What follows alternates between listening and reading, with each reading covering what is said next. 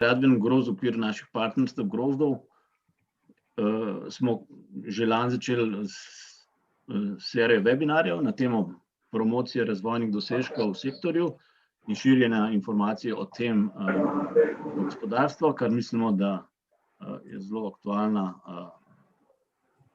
aktivnost in glede na odziv in sodelovanje na teh webinarjev, mislim, da je bilo več kot potrebno to začeti izvajati. Sicer smo pa kot grozd vpeti v sodelovanje z drugimi grozdi in tudi organizacija samega tega webinarja je del enega od naših partnerstev grozdov za odličnost grozdov. To je ta projekt Smart Farm ZEP na temo skoraj nič energijske gradnje. In danes bomo predstavili, oziroma bodo kolegi iz Lesarske in IKT panoge predstavili projekt Wolf in dosežke v okviru tega projekta. Naslov je pa, kaj prinaša sodelovanje podjetij iz Lesarske in IKT panoge. Nam je pa to posebno zanimivo, zato ker gre za čezsektorsko sodelovanje, česar bo vedno nekaj predavateljev in tu je seznam predavanj. Primoža, Boštjana, Iztoka, Andreje, Uroša, Davida in Matije, upam, da so to isti, ki so tu na seznamu in bodo v bistvu prevzeli besedo čez kakšno minutko. Na naslednji prosojnici sem pa predstavil še podjetja oziroma organizacij, iz katerih oni prihajajo in ki so tudi partnerji pri tem projektu. In to si lahko potem tisti, ki bodo naknadno gledajo, tudi pogledajo video, zamrznejo video in lahko, če še ne poznajo teh organizacij, izvejo kaj več o njih. Zdaj pa kar predajam besedo prvemu izmed predavateljev. Izvolite, jaz končam delitev. Evo ga, lahko prevzame prvi govorec. Samo da še delim zaslon.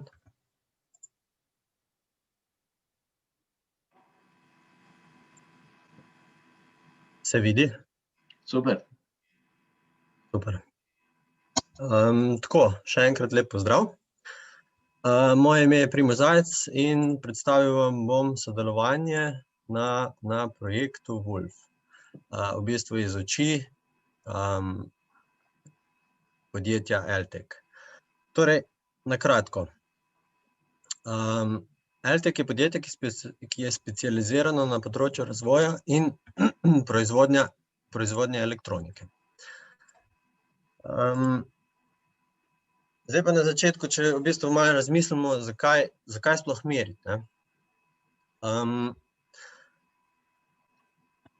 Vsako podjetje v bistvu zaseda nek položaj na trgu in se hoče ta položaj v bistvu obdržati oziroma ga nadgraditi. Zdaj, kako to doseči, je po eni strani ponuditi neko dodano vrednost do kupca. To lahko dosežemo preko inovativnosti, kvalitete. Zdaj, če hočemo zagotoviti neko kvaliteto, je en način, da res podrobno spoznamo svoj produkt. In tako v bistvu to imamo neko zmožnost, to pa dosežemo, če imamo neko zmožnost spremljanja lastnosti tega produkta skozi čas. In tukaj pridemo do senzorjev. Tako smo tudi prišli do tega koščka, ki ga podjetje Eltek dodamo v celotno verigo prispevkov na projektu Wolf. Zdaj, če povzamem, torej, elektronika skupaj s senzoriko na podlagi multidisciplinarnega sodelovanja vnaša v produkte nova znanja, kar je odlično izhodišče za dvig kvalitete. Zdaj pa, kaj meriti in zakaj? S partnerji na projektu, ki imajo stik s trgom, smo najprej preverili ključne informacije, kaj bi bilo tržno zanimivo. Prišli smo do nekih zaključkov, recimo, da je vlaga ključni dejavnik, ki sigurno znatno vpliva na degradacijo lesa in je že zato primerno, da jo spremljamo. Prav tako pa je informacija o samih deformacijah izdelkov zelo pomembna, saj jo partnerji že spremljajo vendar samo v laboratorijskem okolju in ne na samem mestu vgradnje, ne. Torej mi pa želimo, da bi ponudili nek osnovni gradnik v obliki senzorja, ki bo integratorjem omogočil razvoj nadaljnje inovacije ali pa celo spodbudil k različnim spremembam poslovnih modelov, na primer s prehodom od produkta do storitve, v kateri lahko stranki zagotavljajo servis v času uporabe njihovega izdelka in mu tako z njim tudi podaljšajo življenjsko dobo in hkrati povrnejo zaupanje v naravne obnovljive materiale. Saj zdaj vemo, da je teh izdelkov iz umetnih mas čedalje več oziroma preveč, ne. Kaj lahko zasledimo na trgu? Na eni strani imamo industrijske merilnike, te so robustne izdelave, užičeni so, delujejo v širokem in natančneje v širokem merilnem območju, in temu primerna je tudi cena, se pravi, niso primerni za vgradnjo v same produkte, ker to je pač cenovno ne dopušča. Na drugi strani imamo pa komercialne produkte, te pa so cenovno dostopni, vendar so pa v bistvu niso povezani na internet, se pravi, nimamo te možnosti nekih kontinuiranih očitkov, ne. Zdaj na naslednjem slajdu sem pripravil v bistvu tako hitro tabelo, kako se naši senzorji razlikujejo od teh dveh tradicionalnih merilnikov.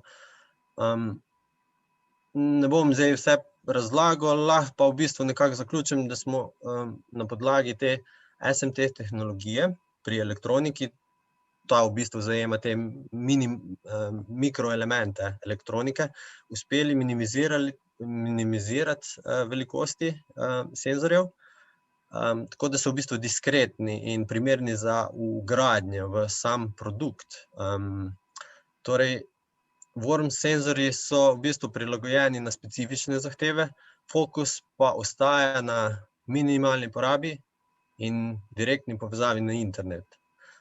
Sama natančnost pa je prilagojena zdaj tudi z elektronskimi komponentami na uporabo za točno določen produkt, specifičen produkt.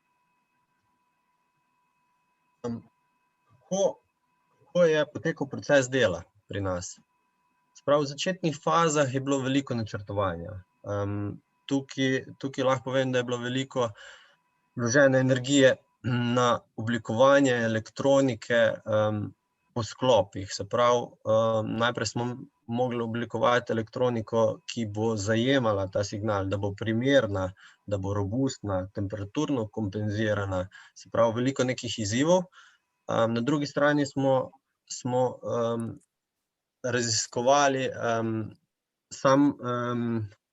same komponente, ki bodo skrbele za komunikacijo. Odločili smo se na koncu na Bluetooth komunikaciji, na koncu pa še nekakšno s programom smo mogli vse skupaj to zaključiti, da bo elektronika primerna za, v bistvu smo optimizirali porabo, se pravi, da se meri, očitki delajo samo takrat, ko je potrebno. Potem smo prišli do nekega prototipa in tako smo ponovili te iteracije, se pravi, skozi en kup testiranja. In tako v bistvu prispemo do senzorja vlage. Zdaj, uspeli smo ga spraviti iz neke digitalne oblike, kot vidimo tlele na sliki, računalniške oblike. Za to obliko lahko povem, da smo v bistvu dosegli neko unikatno pritrditev, se pravi, tukajle pa tukajle na tem mestu pridejo vijaki za pritrditev senzorja, ki pa so obenem tudi služijo kot stipalo za merjenje vlage, kar recimo drugi merilniki imajo z raznimi žicami na oddaljeno mesto, ne.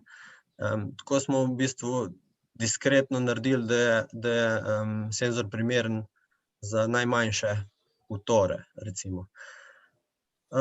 Tukaj vidite v bistvu tale pol prenos v realnost. In v procesu, se pravi validacije senzorja, smo recimo prvi korak je bil, da ga nekako potestiramo. Postavili smo ga v komero, kjer smo določili zračno vlago v komori in s časoma opazovali odziv, ne. To smo potem povečevali, temperatura konstantna, to smo povečevali in opazovali odzive. Zdaj, odzivi so bili pričakovani, tako da to je v bistvu pomenilo, da smo na dobri poti. Sledil je prenos v realnost, to je pa slika iz našega evalvacijskega objekta, kjer se vidi, da je senzor vgrajen v karilno okno. In v bistvu sedaj prehajamo v obdobje, kjer bomo tudi te meritve uspeli pridobiti in jih analizirali, ne. Na drugi strani imamo pa senzor napetosti, se pravi deformacij. Isto oziroma zelo podobno smo šli iz neke digitalne podobe, zdaj sama oblika je zelo podobna, so spremenjene komponente, ker pač služijo drugemu namenu. Uspeli smo priti do neke verzije prototipa, ki smo ga pa tudi pred kratkim na Biotehniški fakulteti testirali. Tukaj se vidi, v bistvu, ko smo partner na projektu MSORE, nam je pripravil, v bistvu smo skupaj pripravili vzorce in testne merilne lističe na primerno mesto in vse skupaj testirali na profesionalni napravi, ki je dajala natančne očitke, s tem pa smo lahko analizirali oziroma nekako validirali naše nove senzorje oziroma tale prototip. Tudi v bistvu tukaj gori je pa en izsek iz pogleda, ki ga lahko opazujemo recimo realno časovno. To pomeni, da ko smo mi izvajali teste na Biotehniški fakulteti, je lahko programer istočasno opazoval odzive senzorjev in tudi te so se pokazali zadovoljivi. Vidimo tudi, da je bil dosežen linearen odziv. Zdaj lahko povemo v bistvu, da te testi so potekali v linearnem območju, se pravi maksimalni pomik je bil 5 milimetrov, pri tem smo dosegli deformacijo 1,75 promila. Skupaj s partnerjem oziroma MSORE nam bo pomagala še na drugi strani z matematično validacijo, se pravi numerično, da bomo v bistvu vse skupaj lahko zagotovili ponovljivost oziroma natančen senzor, tako kot si ga želimo, ne.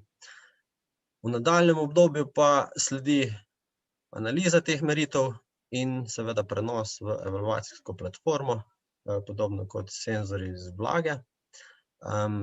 Hkrati pa smo prišli do nekih novih zaključkov, se pravi, v praksi se pokaže, da so neke omejitve, ki jih bomo upoštevali pri novi verziji elektronike, tako da v bistvu se že načrtuje nov prototip oziroma nova verzija, s katero želimo potem izboljšati delovanje. Tako, jaz sem zdaj v bistvu zelo na hitro poskušal povzeti pa čim bolj tako nekako zanimivo prikazati na splošno. Zdaj, za kakšne podrobnosti smo seveda dosegljivi še naprej. Zdaj pa v bistvu bi predal besedo partnerjem iz izobraževalno-raziskovalnih organizacij, ki nam v bistvu zelo pomagajo z raziskavami in deljenjem tega svojega bolj poglobljenega znanja o samih lastnostih lesa. Tako da, hvala za pozornost.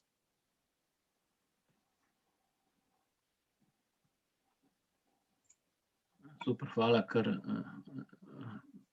zaključite delitev in naslednji naj prevzame.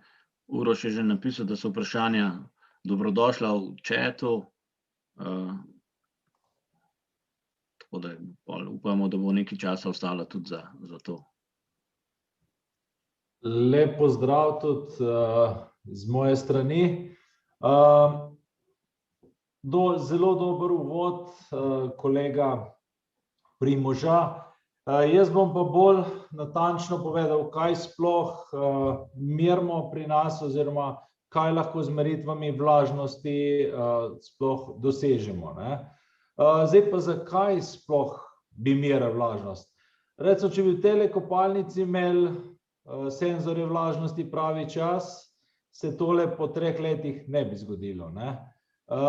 Zamakanje po 7 letih tudi verjetno ne. Kondenzacija po 2 letih ravne strehe enako problem. Tako da, če bi imeli to, bi z merilniki vlažnosti lahko to pravi čas dosegli. Lahko pa pridejo ne samo take poškodbe, tudi poškodbe ljudi, tako kot vidimo na temle primeru, kakor je bilo v Ribnici lani. Zdaj, kdaj, katere vrednosti vlažnosti lesa so kritične? Predvsem so kritične vlažnosti nad točko nasičenja celičnih sten, kar velja okrog 28–30% vlažnosti lesa, ampak vlažnost, razkroj se pa včasih lahko pojavi v določenih primerih tudi že prej. Tudi že nižje, zato je to zelo pomembno, da spremljamo nekje vsaj od 10% naprej vlažnost. Večina teh uporovnih merilnikov pa je natančna tja do 30, 40, 60% relativne zračne vlažnosti, več pa niso tako natančne. Zdaj, optimalne vlažnosti za razkroj, kot sem že rekel, so nad točko nasičenja celičnih sten, vidimo pa pri nekaterih glivah grejo lahko zelo nizko te vlažnosti, celo na 14% oziroma slabih 15%, kjer se že začne lahko razkroj. Tako da je treba biti na to pozoren, vendar v praksi velja, da razkroj oziroma les je varen, če ima vlažnost pod 20%.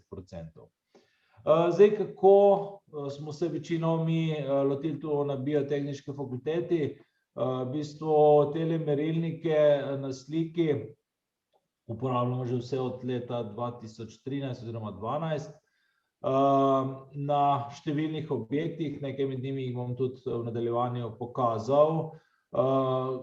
Glavna komponenta je tale tako imenovani gigamodul, s katerim merimo upor in potem kasneje še s pomočjo umeritvenih krivulj preračunamo v lesno vlažnost. Kot elektrode uporabljamo kar vijake. Ti vijaki, odvisno kako želimo meriti, ker smo pač raziskovalni, lahko se osredotočimo zgolj na določeno globino ali pa recimo, če nas zanima samo, kje je kritična točka, potem damo brez zaščite in tako pač meri na najbolj kritičnem mestu oziroma tam, kjer je največja prevodnost lesa, to pa pomeni tam, kjer je najbolj vlažen. Cel sistem vsebuje tudi tale datalogar, imamo možnost pa tudi spremljanja relativne zračne vlažnosti. Zdaj, slabost tega sistema je predvsem to, kakor je že prej Primož poudaril, da so sistemi zelo okorni za povezavo na internet in takojšnjo obdelavo podatkov. Zato testiramo tudi tele senzorje Worms, katere bodo lahko zelo dobrodošli. Pa nekaj primerov, se pravi monitoring na terasi tega našega modelnega objekta. Takole je izgledalo oktobra 2013. Meritve so pokazale sledeče, tlele sicer so materiali v oznakah, pa naj kar povem, prva vrstica je smrekovina in je bilo recimo nad 25% vlažnosti, kar 31% meritev od leta 2014 do 2018, prav v 4 letih približno. Medtem ko pri boru je bilo takih meritev pa kar 84%. To pomeni, več ko je takih dni z vlažnostjo nad 25 oziroma 20% in ugodnimi temperaturami, kar pomeni nad 3 stopinje Celzija, so možnosti za razkroj večje. To se mogoče grafično še nekoliko lepše vidi, predvsem pri boru in buku tudi kar izstopa. To pa se kaže tudi po drugi strani, kjer pa mi ocenjujemo tudi, kakšen je razkroj. To pomeni, da smo vsako leto vzeli elemente terase ven, jih ocenili, glede ali je že kaj razkrojen ali ne, in jih nazaj namestili. V letu 2018, se pravi po dobrih 5 letih, je smrekovina popolnoma propadla, praktično podobno je bilo tudi za bor, enako tudi za bukovino, kar se lepo vidi tudi na tej sliki, ker smo dobili tako imenovano škrbasto fasado. Tako da vlažnost zelo natančno z vlažnostjo lahko natančno napovemo, kdaj bo določen material recimo propadel, ali pa na kakšnem delu, če je kaj bolj izpostavljen in tako naprej. Zdaj, evalvacijska platforma je bila že večkrat omenjena. Tukaj tudi izvajamo monitoring tako na oknih kot na fasadi. Na oknih recimo se je izkazalo v dobrem letu meritev, da so najnižje vlažnosti na orehu in pa hrastovini, medtem ko smrekovina najvišje vlažnosti. Vendar vse povsod, ker so okna zaščitena, imamo nekje pod 15% vlažnosti. Če pogledamo tudi samo meritve na smrekovini, pa da je ta različno obdelana, tudi to močno vpliva na samo vlažnost. Smrekovina obdelana z debeloslojnim površinskim premazom, se pravi premazom, ki je klasičen, tako da rečem, v oknarski industriji. Imajo vlažnost najnižje, pod 10%, praktično ves čas mediana, medtem ko z voski ali pa nezaščiteno pa smo bolj proti 15%. Če pa pogledamo vlažnosti fasadnih elementov, predvsem izstopajo termično modificirani materiali, ker za njih je značilno, da z daljšo izpostavitvijo postanejo nekoliko bolj vlažni. Kljub temu, ker so pa termično modificirani, so pa še vedno dovolj odporni na razkroj, vendar zato pa mi moramo imeti za vsako lesno vrsto in vsako obdelavo svojo umeritveno krivuljo, ker to je zelo pomembno, da pač dosežemo ustrezno kvaliteto meritev. Na terenskem polju ravno tako spremljamo številne dejavnike. Recimo v okviru WULF projekta imamo takale L-stojala, kjer spremljamo, kaj je razlika med horizontalno in vertikalno izpostavitvijo ter seveda številnimi obdelavami in lesnimi vrstami. Podoben princip je tudi na tehle okenskih profilih, kjer pa imamo elektrode pač v različnih globinah in enako to spremljamo.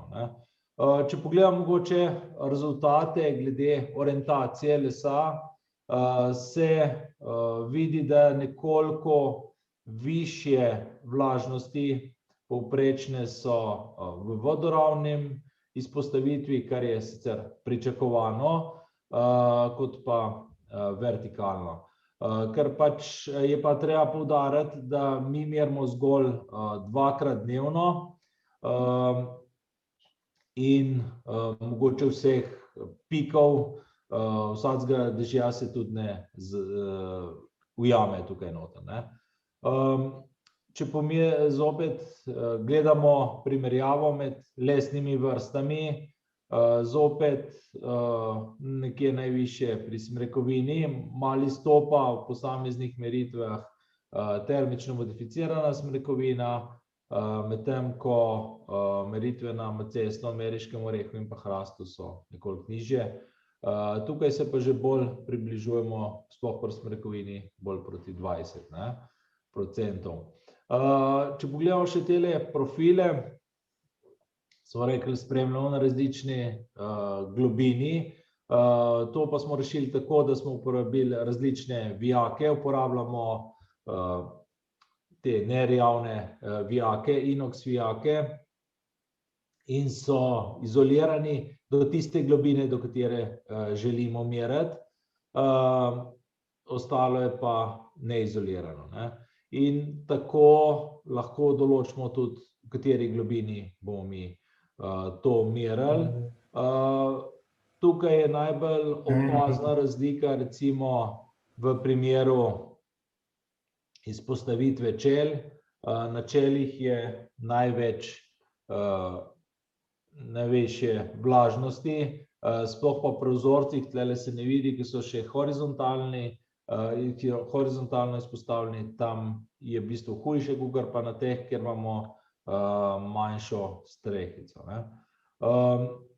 Po globini se ravno tako vidi, da je na sredini se nekoliko bolj lahko akumulira vlažnost in je zato v bistvu na tem mestu višje kakor na tem, ne. To se recimo lepo tudi opaža. Opravljamo tudi monitoring številnih realnih objektov, dosti veliko med njimi jih je tudi spomeniško zaščitenih in se izvaja monitoring že dlje časa, predvsem pa z namenom, da se določi, kje je tisto kritično mesto oziroma kako bi lahko pol to še sanirali. Za primer lahko dam meritev v Škocjanskem zatoku. Tale fasada ni vodotesno narejena, zato recimo tudi po osnovnih konstrukcijskih elementih zateka, kar povejo tudi tele barvne spremembe. Mi smo se tudi na teh elementih odločili za številne senzorje v različnih globinah, s čimer smo potem lahko določili, kakšna je vlažnost, ne. Tukaj se je izkazalo na tele sicer Z4 tale na fasadi najvišje vlažnosti, druge so sicer večinoma pod kritično mejo, vendar pa v nekaterih primerih tudi že presegajo to kritično mejo 25 oziroma 20% vlažnosti. Če bo teh dni dovolj, se pravi, v Ljubljani smo nekje določili okrog 320 dni z vlažnostjo nad 20% in temperaturami nad 3 stopinjami Celzija, se pojavijo prvi znaki razkroja lesa. Mogoče za zaključek še, da spremljanje vlažnosti je zelo zaželeno, je pa hitra in enostavna metoda.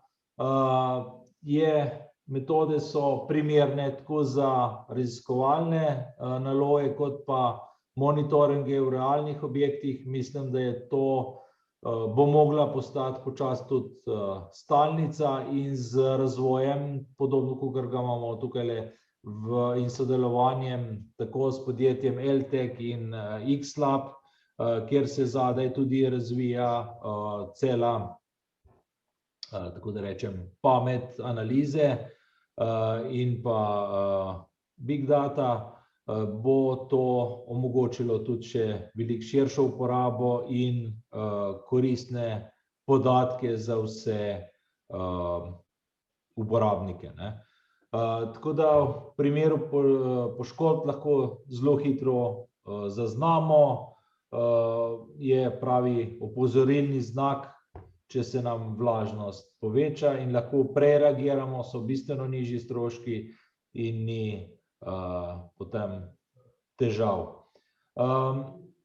Tako, to je bilo z moje strani vse. Nazadnje bi se zahvalil vsem partnerjem projekta Wolf in pa ARSU in pa infrastrukturnem centru, da omogočajo vse te meritve. Hvala lepa, pa predajam besedo kar naprej.